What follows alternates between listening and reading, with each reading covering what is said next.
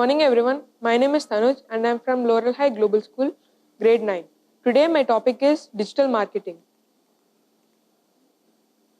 Digital marketing is nothing but advertising the product in digital like online. Example of digital marketing apps like Naptool and Amazon, Flipkart, there are many like that. Digital marketing is also called online marketing. The promotion of brands in internet with the customers is like advertising to more people than offline.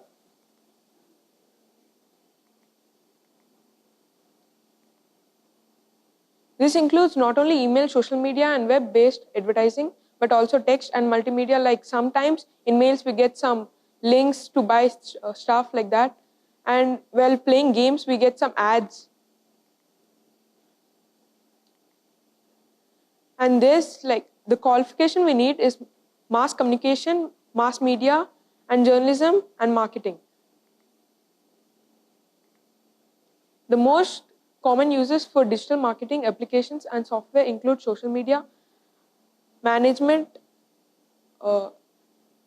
automation and content marketing, and communication, community building. Thank you.